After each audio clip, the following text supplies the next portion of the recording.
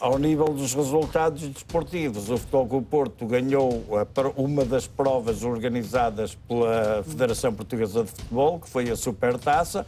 Está bem lançado para ganhar a outra prova da Federação Portuguesa de Futebol, que é a Taça de Portugal. O Benfica, neste momento, está bem lançado para vencer a Liga dos Túneis e venceu a Taça da Liga. Mas o Porto perdeu. Na época de 2009-2010, Hulk e Saponaro foram suspensos por 4 meses e 6 meses, respectivamente. Foram sanções aplicadas pela Comissão Disciplinar da Liga, reduzidas um pouco mais tarde ou posteriormente pelo Conselho de Justiça da Federação Portuguesa de Futebol. Foi, digamos, uma das maiores vergonhas que nós pudemos assistir no futebol português e que visou, de uma forma intencional, afastar sobretudo o melhor jogador do campeonato português daquela época e com isso impedir e reduzir as hipóteses de o Futebol Clube do Porto conquistar o Penta e dessa forma pudesse contar com o jogador mais influente da manobra da equipa. É sobre este caso que vamos falar no vídeo de hoje.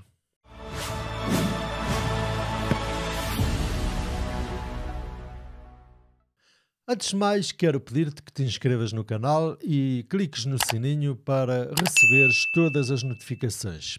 Dessa forma, vais poder acompanhar o canal todas as semanas com conteúdos sobre o teu clube e, naturalmente, ao mesmo tempo, podes ajudar o canal a crescer e a produzir mais e melhores conteúdos.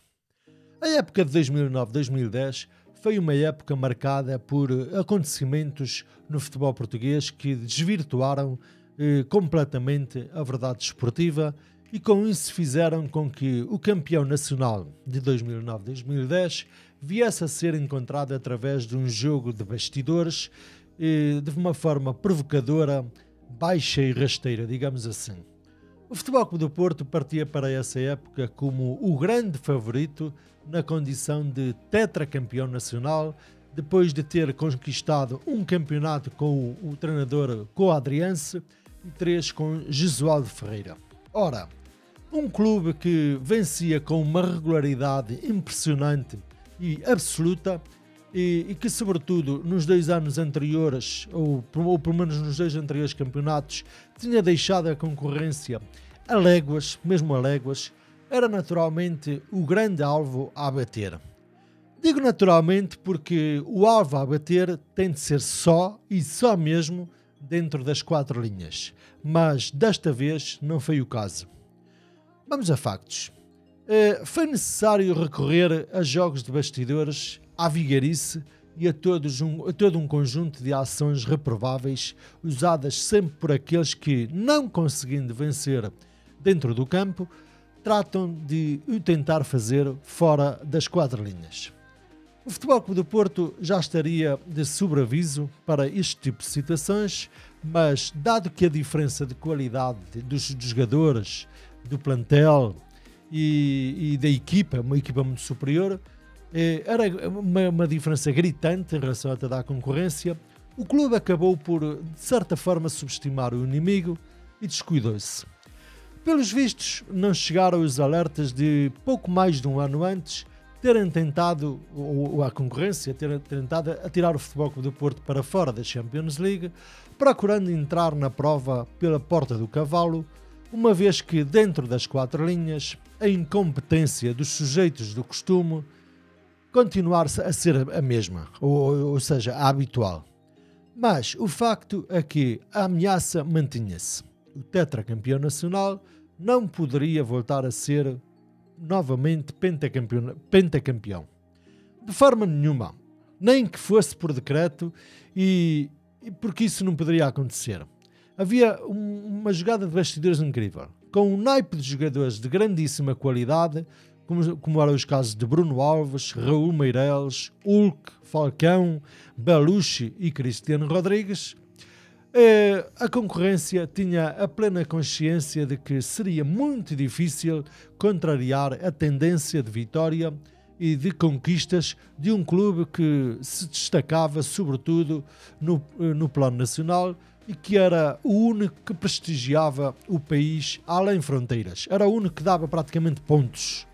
A época começou de uma maneira até satisfatória para o Dragão, com a conquista da Supertaça diante do Passos Ferreira por 2-0, mas a entrada no campeonato com um empate contra o mesmo adversário na Mata Real, uma derrota em Braga à 5ª jornada e um empate com o Belenenses também caseiro e nova derrota nos Barreiros logo a seguir, atirava os Dragões para a 3ª posição da tabela a 5 pontos do duo de líderes Braga e Benfica. Só que após a derrota na Madeira, o Futebol Clube do Porto acordou e retomou a senda de triunfos. Hulk sobressaía e ao mesmo tempo era alvo de cacetada dos adversários em todos os jogos. Os árbitros eram complacentes e desta forma os adversários usavam e abusavam da agressividade para além dos limites. A equipa, no entanto, conseguiu recuperar da desvantagem em relação aos líderes do campeonato e entre as jornadas ficou apenas a 1 ponto da liderança da prova. Ora, o que parecia estar a correr bem para a concorrência, isto digamos até à 10ª jornada, depressa mudou, fazendo soar os alarmes daqueles que, de forma muito determinada, decidiram fazer de tudo para que o Penta jamais fosse uma realidade, ou seja, voltasse a ser uma realidade. E para eles, nada melhor do que a jornada 14, a jornada imediatamente seguinte, a jornada, digamos, onde se decidiu praticamente um título, o chamado título dos túneis. Braga e Benfica partilhavam então a liderança da prova à 13ª jornada com 30 pontos, com o Futebol Clube do Porto a apenas a 1 no 3º posto. Uma vitória dos Dragões na Luz catapultava a equipa portista, mas uma derrota poderia cavar um fosso de 4 pontos para o duo da frente. E foi isso que aconteceu. Numa noite chuvosa, o Futebol Clube do Porto não fez um bom jogo, é certo, mas foi completamente condicionado pela equipa de arbitragem, que teve uma atuação tendenciosa e bastante polémica. E ainda não satisfeitos com isso, a provocação ao Futebol Clube do Porto e aos seus jogadores foi de tal forma que acabou com uma longa suspensão de 2 ativos azuis e brancos. Isto podemos dizer que havia mais um destaque para o Hulk, a grande referência da equipa. Era o alvo a bater. O Futebol Clube do Porto acabara de perder o jogo por um golo sem resposta e ficava a 4 pontos do duo da frente Braga-Benfica. Mas o espetáculo ainda estava para começar. A caminho dos balneários, o circo estava montado no túnel e no hall de acesso às cabines. As câmaras de vigilância do Estádio da Luz estavam estrategicamente colocadas de forma a captar os ângulos de toda a escaramuça. Os jogadores portistas recolheram aos balneários e os stewards de colete amarelo, com a missão de garantir a segurança, colocaram-se nos seus postos de trabalho para garantir, portanto, a segurança.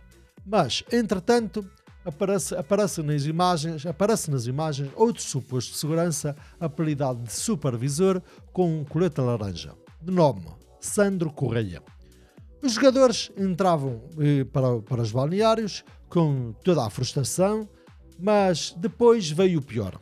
Começa a haver problemas entre alguns dos jogadores do Futebol Clube do Porto, particularmente problemas com Hulk e Saponaro e alguns stewards colocados em locais onde não podiam estar e estrategicamente posicionados no túnel para o que viria a acontecer. Sandro Correia, no centro de toda a confusão, supostamente provoca os jogadores do Futebol Clube do Porto. Reinaldo Teles chama e alerta o delegado da Liga, presente no estádio, apontando várias vezes o dedo a Sandro Correia. Depois, tudo começa a descambar. Hulk e Saponaro reagem de uma forma mais intempestiva e agridem o suposto steward ou o suposto, se quiserem, supervisor do túnel. A confusão instala-se e registram-se empurrões de parte a parte, com alguns elementos a tentarem, entre a confusão, alguns elementos estavam a tentar apaziguar a situação. João Ferreira, o quarto árbitro deste malfadado jogo, faz queixa ao árbitro principal Lucílio Batista.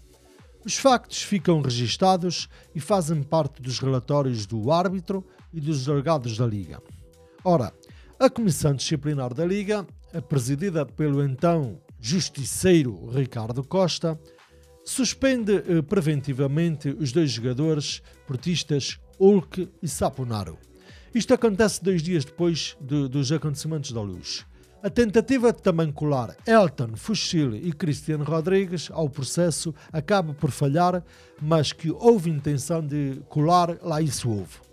A Comissão Disciplinar da Liga de Portuguesa de Futebol Profissional foi adiando a análise do processo dos acontecimentos ocorridos no Túnel da Luz, colocando quase que, digamos, o caso praticamente na gaveta.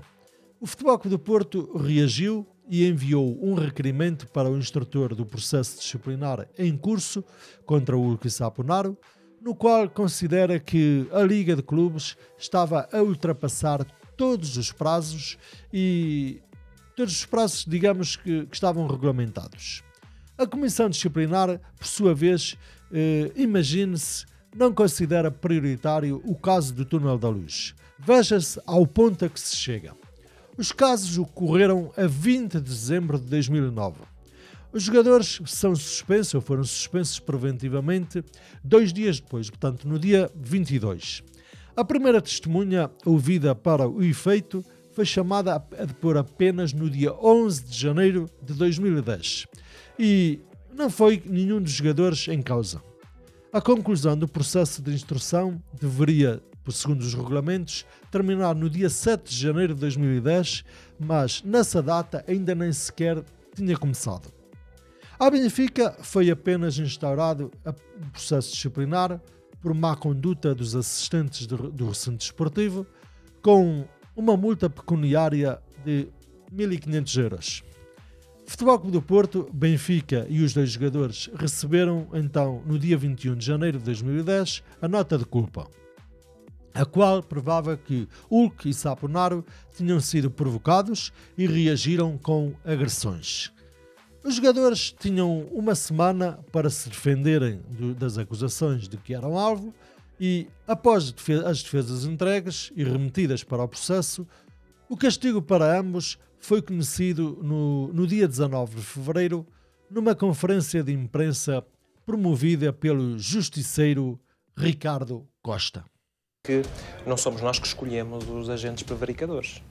Não é o órgão julgador, como se fosse um tribunal, que determina quem pratica crimes, neste caso quem pratica as infrações disciplinares. O que eu garanti em outubro de 2006, desde que iniciei as funções, é que todas as situações que merecessem atenção jurídica ou disciplinar iam ser apreciadas, iam ser averiguadas. Fosse quem fosse, independentemente de quem fosse. De uma forma igual, exatamente igual, com os mesmos critérios para todos. E, portanto, essa, digamos, perspectiva, este objetivo estratégico desta Liga está a ser protagonizado, acho eu, com clareza, com transparência, por esta Comissão Disciplinar. A decisão estapafúrdia de aplicar 4 meses a Hulk e 6 meses a Saponaro foi tão desfasada e tão caricata que não teve honras sequer de ser considerada uma piada de mau gosto, mas sim algo de muito intencional, persecutório e que envergonhava o país e o futebol português. Na base do castigo, o presidente da Comissão Disciplinar em funções, Ricardo Costa, revelou ter ficado demonstrado que Hulk e Saponaro agrediram assistentes do recinto desportivo, com o brasileiro a agredir um assistente e o romeno 2. E também que em cada castigo houve uma atenuação especial para metade devido à provocação de que ambos foram vítimas. Bom, isto foi gozar à grande. Além disso, o justiceiro defendia-se para justificar este castigo com base nos regulamentos estabelecidos. Tentando dar uma de bom samaritano, reconhecia que os regulamentos estavam desajustados e os castigos aos jogadores até eram de alguma forma exagerados, mas estava apenas a cumprir a lei. Achamos que a pena é excessiva, é desproporcionada. Neste tipo de agressões, uma pena que vai de 6 meses a 3 anos, e quando em comparação, um jogador que agride outro jogador tem uma punição que vai de 1 a 5 jogos. A regra deveria ser sempre uma punição em jogos e não ser excepcionada para tantos agentes agredidos com uma suspensão em tempo e, nomeadamente, uma suspensão tão alargada. A reação do Futebol Clube do Porto não se fez esperar. O plantel dos Dragões e todo o seu staff convocaram uma conferência de imprensa onde o guarda-redes de então, Nuno Espírito Santo, foi o porta-voz de todo o grupo. Nós queremos manifestar a nossa solidariedade com eles. Não há ninguém, mas ninguém, que nos vai tirar o nosso rumo, que nos vai fazer desistir do nosso objetivo. Nós somos tetracampeões. Merecemos respeito pelo que conquistamos anteriormente e vamos voltar a ganhar. Juntos, sempre juntos, vamos voltar a ganhar. Não há ninguém, repito, ninguém. Não há injustiça nenhuma que nos façam, que nos tirem a nossa união. Nós estamos cada dia, cada treino, a cada jogo mais unidos. Por último dizer, e uma mensagem aos nossos adeptos, a administração, o staff, jogadores, toda a gente que gosta do Porto, somos Porto e continuaremos a ser Porto e vamos ganhar. Sempre e cada dia mais. Somos Porto e estamos unidos. Não se esqueçam disso. É a nossa mensagem para todo o país pela indignação que estamos a ser vítimas. Com esta tomada de posição, a equipa do Futebol Clube do Porto uniu-se, mas os sócios e adeptos também não se ficaram. Organizaram uma manifestação pública na cidade do Porto com a presença de milhares de pessoas para mostrar toda a indignação e a injustiça desta decisão.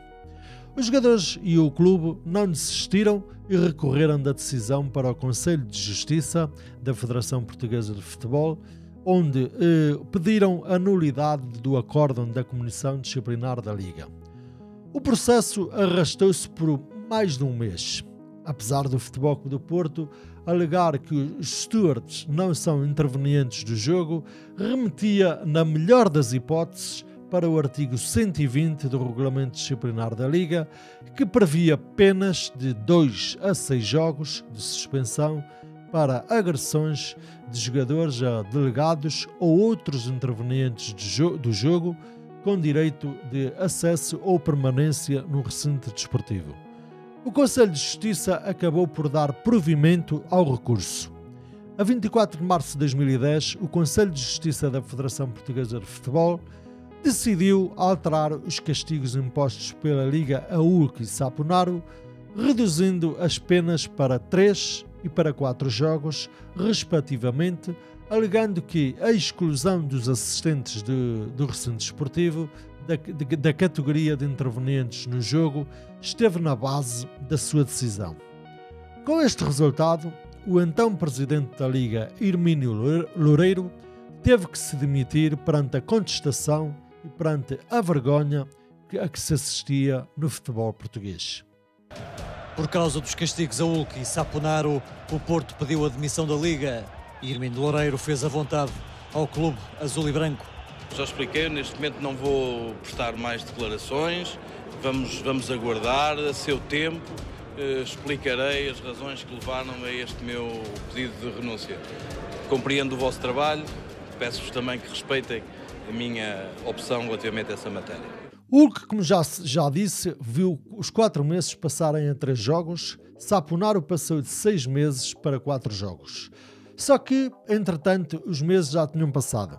Hulk já tinha cumprido 18 jogos, isto é, 15 a mais do que deveria ter cumprido, e Saponaro, entretanto, emprestado ao Rapid de Bucareste, teve melhor sorte, pois apesar de tudo pôde prosseguir a carreira noutro país.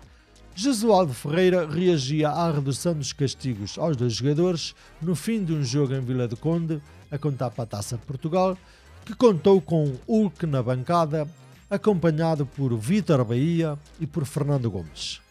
Estamos felizes por ver regressar o Hulk. O Saponaro, como sabem, está fora. Estamos felizes também por ele poder exercer a sua atividade profissional. O brasileiro teve como companhia na tribuna Fernando Gomes e Vítor Bahia. Logo ali ao lado, Pinto da Costa. No final do jogo, Jesualdo Ferreira pedia mais demissões na Liga. Há demissões, que eu já sei, uma pelo menos já, provavelmente haverá outras. Creio que sim, esperamos todos que sim, porque há que assumir as responsabilidades dos erros que se cometem, da mesma maneira que eu assumo os meus e pago por eles quando os cometo. A nossa revolta, que é aquilo que eu neste momento posso manifestar aqui, a nossa revolta é de nada poder fazer, sentirmos impotentes a determinada altura para entender, fundamentalmente, e eu sem querer fazer qualquer tipo de insinuação, para entender porque é que estas coisas aconteceram. A 28 de março de 2010, o incrível Hulk pisava novamente os relevados num jogo em Belém e com um golo após enfrentar uma suspensão que o impedira de jogar 18 partidas.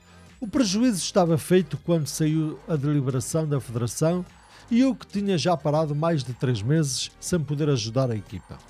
Assim, o avançado azul e branco, suspenso preventivamente desde as agressões no túnel do Estádio da Luz, a 20 de dezembro de 2009, poderia ter jogado em 9 encontros da Liga Portuguesa, 2 da Taça de Portugal e 4 da Taça da Liga.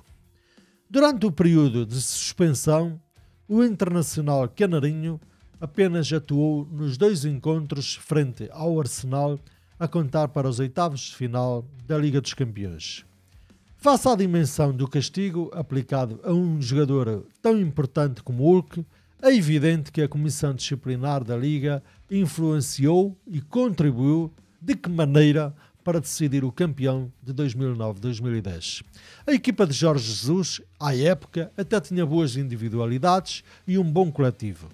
Poderia vencer, inclusive, o campeonato sem túneis e sem justiceiros, mas com este contributo de um tal de Ricardo Costa, armado em real justiceiro, deitou por terra todos os méritos que poderiam ser atribuídos ao campeão nacional de 2009-2010. Mas já se sabe que os méritos não interessam ao clube que venceu a prova. O que interessa é vencer, seja de que forma for. Mesmo com stewards, túneis, padres e outras estratégias baixas e rasteiras. O Campeonato Nacional de 2009-2010 será por isso conhecido para sempre como o Campeonato dos Túneis. Bom, e assim termino mais um episódio polémico neste canal. Se te lembras do caso do Túnel da Luz, deixa aqui em baixo o teu comentário e diz-me como viste esta vergonha do futebol português. Entretanto, eu vou voltar na próxima semana com mais um momento do teu clube, bom ou mau, não interessa, mas sempre um momento relevante da história do Futebol Clube do Porto. Até lá, despeço-me como sempre, com um abraço. Fui!